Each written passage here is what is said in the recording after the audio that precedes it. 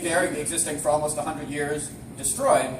But even more tangible and even more long-lasting than those violent responses was the Chinese Exclusion Act, a law, a national law, in fact, the first national immigration law, passed in 1882 to exclude any future Chinese arrivals. It had a number of other effects, including stripping the citizenship from any Chinese Americans who had gained that citizenship, making it impossible for any Chinese arrival to leave the country and come back, no matter how long they had been living here, among other effects. And it had an incredible human cost, that law. This is a picture of the Angel Island immigration station, or more exactly prison, in San Francisco Bay, where tens of thousands of Chinese and other Asian arrivals were held prisoner, detained in the years after the Exclusion Act.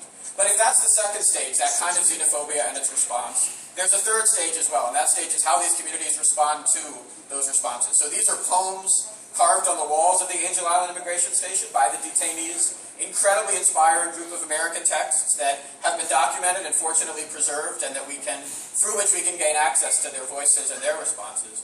But I want to talk a little bit more specifically about one such Chinese American in the 19th century. This is Young Wing, probably the most famous Chinese American immigrant in the 19th century, if unfortunately forgotten now. He comes in the 1840s with missionaries to Connecticut, goes on to fund his own way, gain funding for his own studies at Yale, becoming the first Chinese American college graduate. He writes about his multi-generational, multi-decade Chinese American story in an autobiography, My Life in China and America, published in 1909. And fortunately online, you can Google it and find it online very easily right now anyway, and it's a great representation of his multiple stages, of his arrival, his contributions to America, and then the xenophobic responses and how he pushed back on those.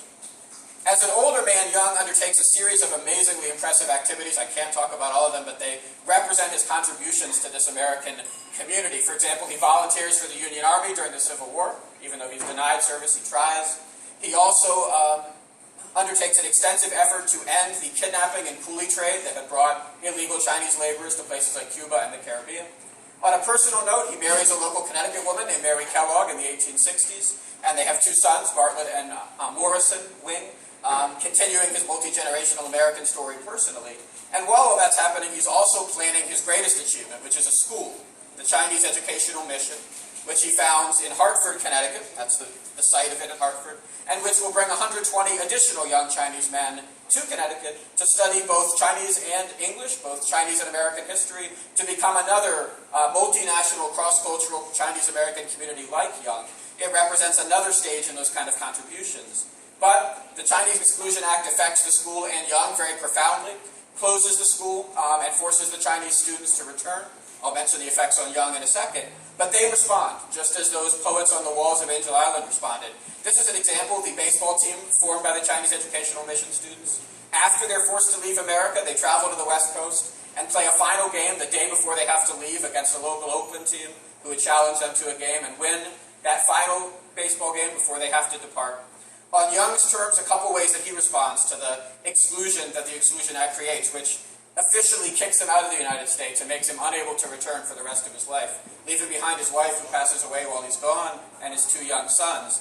But I believe he does come back. This is his obituary in the New York Times, and it mentions that he died at his home in Hartford in 1912. I believe he does re-enter the U.S. as an illegal immigrant in the early 20th century, making him perhaps the first documented illegal immigrant, which is a wonderful identity to hold.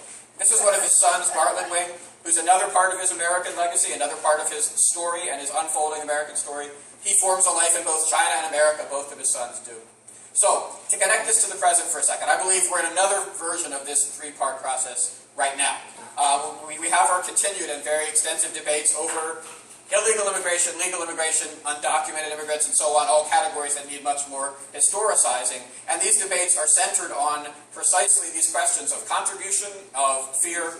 And this particular guy, Jose Antonio Vargas, is the leader of a movement, Define America. That's his web project. He's a voice for the idea that immigrants of all types, including every kind of legality, have contributed greatly to America, to what America is, and to the ideas of American identity that this Define American project highlights. He's a voice for that. On the other hand, we certainly see the xenophobic stage of the narrative as well. We see it in the last couple months in the responses to the young refugee kids who have arrived at our southern border over the early months of 2014. We see it in many kinds of response to various immigrant communities, present and unfolding in our culture. So we see both these stages, the contributions and the responses. And I wanted to end on a note about the kind of inspiring stories. Those are my boys who are a complicated ethnic mix of their own, but they represent, again, what I would call the sort of heart of America. They're Chinese American and Eastern European Jewish and Anglo and German, among other things. And that story is, again, that multi-generational American story that every community has contributed to. And our xenophobic responses to it are only a second stage. There's a way to push beyond that, and I think we can do it. Thanks.